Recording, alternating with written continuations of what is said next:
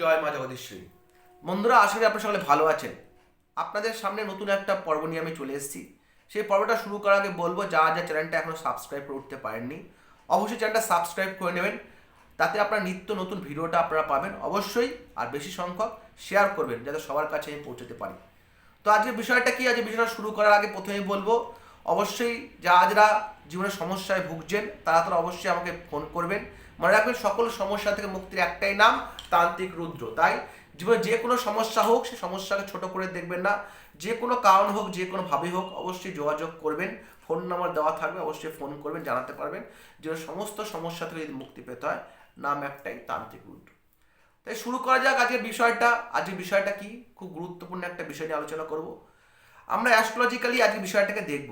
সে বিষয়টা কি? শনি গ্রহ। শনি গ্রহ সম্বন্ধে আমরা বিভিন্ন রকম ধারণা থাকে। তাই আগামী যে 30 মার্চ 2025 যে আমাদের শনি গ্রহ তার ঘর চেঞ্জ করছে, মানে প্ল্যানেটারি পজিশন চেঞ্জ করছে। আগামী 30 মার্চ 25-এ শনি গ্রহ কিন্তু তার এতদিন ধরে কুম্ভ রাশি থেকে ছেড়ে মীন রাশিতে প্রভাব বিস্তার করে, মানে মিনে প্রবেশ করবে। তাই মিনে যদি শনি প্রবেশ করে, সে শনি মীন রাশিতে প্রবেশ করার পরে এই যে আমাদের দ্বাদশ মানে 12টা যে রাশি আছে, সেই রাশিতে কী প্রভাব পড়তে চলেছে, আপনাদের জীবনে কী প্রভাব পড়বে। ইতিমধ্যে আপনারা অনেক কিছু শুনেছেন, অনেক কিছু জেনেছেন, কিন্তু আজকে যেটা মেন রহস্যের ব্যাপার, যেটা আপনারা এতদিন শোনেননি, সেই ব্যাপার নিয়ে আলোচনা করব।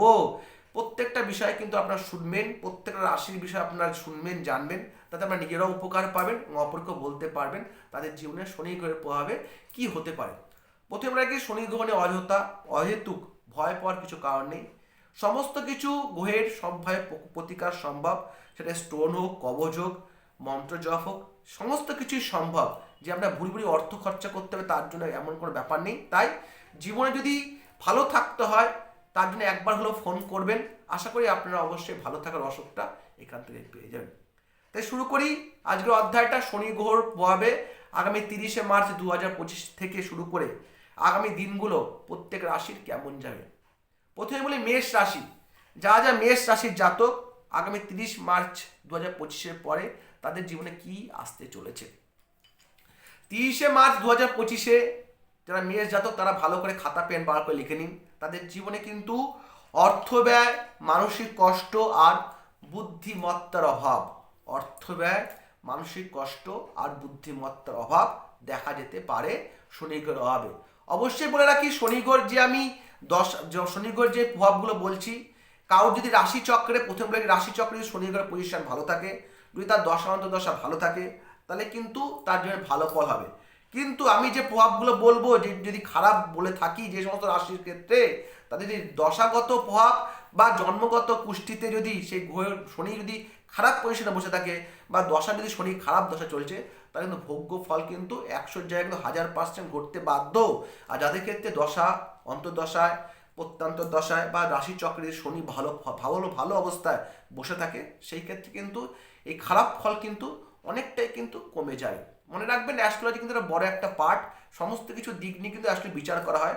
শুধুমাত্র সামান্য গোচর বিচার বা সামান্য এই 2-3 মিনিটের ভিডিওতে কিন্তু আপনার জীবনের কিন্তু সমস্ত রহস্য বলা সম্ভব নয়। তাই সমস্ত বিষয় যদি জানতে হয়, অবশ্যই একবার হলেও জীবনটাকে যদি ভালো রাখতে হয়, যোগাযোগ করবেন। বেশি খরচা করার ব্যাপারেও আসছে না এখানে। সামান্যতম খরচাতেই কিন্তু আপনি আপনার জীবনে ভালো ফলটা পেতে পারেন। তার জন্য কারিগরি স্টোন বা কারিগরি কবচ বা কিচ্ছু নেওয়ার দরকার নেই। অনেক গুহ্য পদ্ধতি আছে যার দ্বারা কিন্তু আপনার জীবনকে ভালো রাখা যায়। তাই আসি এবার মেষ রাশির পরে আসি বৃষ রাশি। মেষ রাশির জাতকটা বুঝতে পারেন, অর্থ ব্যয়, মানসিক কষ্ট আর বুদ্ধিমত্তার অভাব, এগুলো কিন্তু আপনার জীবনে ঘটতে পারে। তাই অবশ্যই কিন্তু একবার হলেও যোগাযোগ করবেন। এর থেকে বেরানোর রাস্তাটা কি অবশ্যই বলে দেব। এরপর আসি বৃষ রাশি। বৃষ রাশি জাতকদের কেমন হবে? বৃষ রাশি জাতকদের ব্যাপার হচ্ছে অর্থ বিষয়ে চিন্তা আর সম্পর্কে অবনতি। যে অর্থ আপনার আসার কথা, সে অর্থ কিন্তু আসার আগে আটকে যেতে পারে।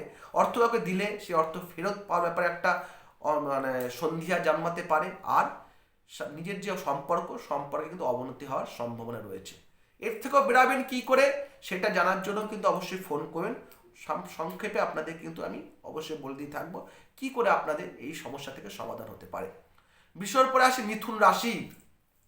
মিথুন রাশি জাতকদের কি অবস্থা আছে? মিথুন রাশি জাতকদের এখানে বর্তমানে কিন্তু কর্ম অর্থভাবে কিন্তু উন্নতি হবে। তাই মিথুন রাশি জাতকদের কিন্তু শনির গ্রহের প্রভাবে কিন্তু কর্মে এবং অর্থে কিন্তু উন্নতির রাস্তা দেখতে পারবে। এই ক্ষেত্রে যদি মিথুন রাশি জাতক দিয়ে যদি রাশিচক্র গোচর বা দশান্তরে যদি শনি যদি ভালো জায়গায় থাকে, তাহলে কিন্তু প্রভাবটা কিন্তু অনেকটা বিস্তার লাভ করবে। বোঝা গেল মিথুন রাশি জাতকদের ক্ষেত্রে। এরপরে সিংহ এর পাশে মিথুনের পর আসছে আপনার কর্কট রাশি জাতক। কর্কট রাশি জাতকদের ক্ষেত্রে কি হবে? কর্কট রাশি জাতকদের দিক দিয়ে শারীরিক দিক থেকে নজর রাখতে হবে, আর ভাগ্যহানির আশঙ্কা রয়েছে। শারীরিক দিকটা কিন্তু আপনার নজর রাখবেন, আর ভাগ্যহানির কিন্তু একটা আশঙ্কা আছে। তাই এই থেকে বাঁচতে গেলে কিন্তু অবশ্যই যোগাযোগ করবেন, নাম একটাই তান্ত্রিক রুদ্র। এরপরে সিংহ রাশি জাতকদের ক্ষেত্রে, সিংহ রাশি জাতকদের কিন্তু জীবনে কিন্তু শনি গ্রহের প্রভাবে কিন্তু আগামী বছরগুলো কিন্তু হতাশাগ্রস্ত ও আর্থিক কষ্টের সম্মুখীন হতে পারে। হতাশাগ্রস্ত আর্থিক কষ্টের সম্মুখীন হতে পারে। তাই এই সিংহ জাতকরা যদি এর থেকে মুক্তি পেতে চান, অবশ্যই যোগাযোগ করবেন, আপনাদের কিন্তু বলে দেওয়া হবে কি করে মুক্তি পেতে পারে। সিংহর রাশি কন্যা রাশি জাতকদের ক্ষেত্রে, কন্যা রাশি জাতকদের ক্ষেত্রে কি হতে পারে? কর্মে অবনতি হওয়ার সম্ভাবনা রয়েছে, আর অযথা হয়রানি। বোঝা গেল? কর্মে হচ্ছে আপনাদের হয়রানি, কর্মে হচ্ছে অবনতি, আর অযথা হয়রানি। বোঝা গেল? কন্যা রাশি জাতকদের কিন্তু জীবনটা কিন্তু আগামী শনি গ্রহের প্রভাবে কিন্তু খারাপ দিক কিন্তু লক্ষ্য করা যাচ্ছে। তাই কর্মর দিকটা আর হচ্ছে অযথা হয়রানি, এই দুটো কিন্তু আপনার জীবনে একটু সময়টা খারাপ আসতে পারে। তাই এর থেকে যদি মুক্তি পেতে চায়, এর সময়টা যদি ভালো থাকতে চান, অবশ্যই কিন্তু যোগাযোগ করবেন, নাম একটাই তান্ত্রিক রুদ্র। এরপরে আসি তুলা রাশি। তুলা রাশি জাতকদের ক্ষেত্রে কি প্রভাব আছে? শত্রু জয়ী। এতদিন ধরে যারা তুলা রাশি জাতকদের জীবনে শত্রু হয়ে জীবনটাকে ধ্বংস করছিল, জীবনে খারাপ করছিল, তারা কিন্তু শত্রু জয়ী হওয়ার একটা সম্ভাবনা আছে। এমনকি তার জীবনে আর্থিক উন্নতিও একটা জায়গা আছে। তাই শত্রু জয়ী ও আর্থিক উন্নতির যোগাযোগ আছে। এরপর যদি কুষ্টি দশা যদি ভালো জিনিস লক্ষ্য করা যায়, যদি গ্রহ প্ল্যানেটারি পজিশন ভালো থাকে, ফলটা কিন্তু অনেকটা ভালো ফল পাবে। তার জন্য একবার হলে যোগাযোগ করবেন, নাম একটাই তান্ত্রিক রুদ্র। এরপর আসি বৃশ্চিক রাশি। বৃশ্চিক রাশি জাতকদের কিন্তু কর্মের দিকে একটা বাধার অবসান এবং মিশ্র ফল, মানে এতদিন ধরে বৃশ্চিক রাশি জাতকরা কিন্তু শনির ঢাইয়ার ফল ভুগছিল। তাই বৃশ্চিক রাশি জাতকদের কিন্তু একটা ভালো ফল আছে, ভালো খবর আছে। কর্মের দিকে কিন্তু বাধার অবসান হওয়ার একটা যোগ আছে, আর আংশিক দিক দিয়ে কিন্তু মিশ্র ফল, মানে ধর্ম অর্থ কর্ম, এই সমস্ত মিশ্র ফল পাওয়ার একটা সম্ভাবনা আছে। এই ফলটাকে যদি আরো বাড়াতে চান, বা ফলটাকে যদি খারাপ ফলটা হ্রাস করতে চান, তাহলে তো অবশ্যই যোগাযোগ করবেন, নাম একটাই তান্ত্রিক রুদ্র। এরপর আসে ধনুরাশি জাতকদের ক্ষেত্রে যেটা বলা হয়ে থাকবে, অর্থর দিক দিয়ে কিন্তু বাধার মুখ দেখতে হবে। অর্থর দিক দিয়ে কিন্তু বাধার মুখ আছে, বাধার সম্ভাবনা আছে। আর মানসিক অশান্তি বা অবসাদগ্রস্ত কিন্তু ধনুরাশি জাতকদের কিন্তু ভোগ করতে হবে। তাই একবার হলো যোগাযোগ করবেন। এই খারাপ সময় থেকে যদি বাঁচতে হয়, যদি খারাপ সময়ের ফলটাকে হ্রাস করতে হয়, তাহলে কিন্তু নাম একটাই তান্ত্রিক রুদ্র। এরপর আসি মকর রাশি জাতকদের ক্ষেত্রে কি হবে?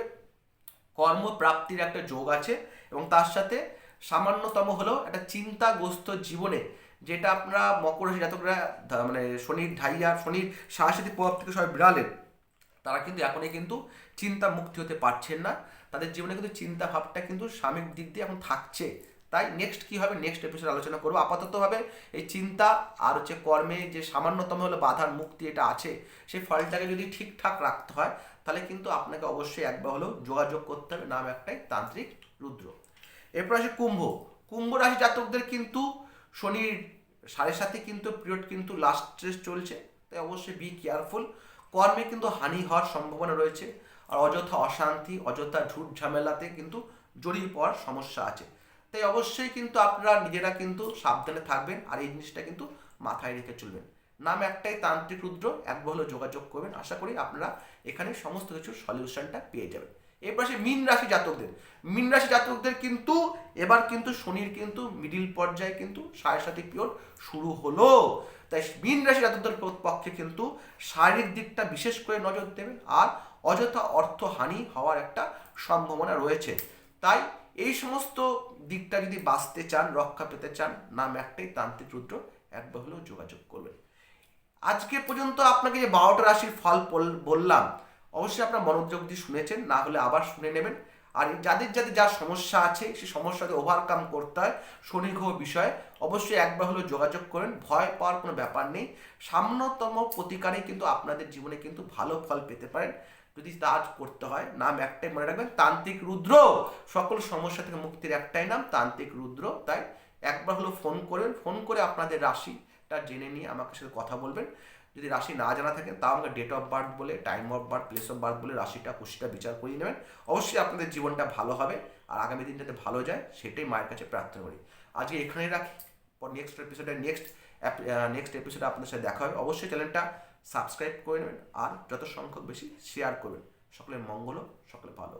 ওম জয় মা জগদীশ্বরী।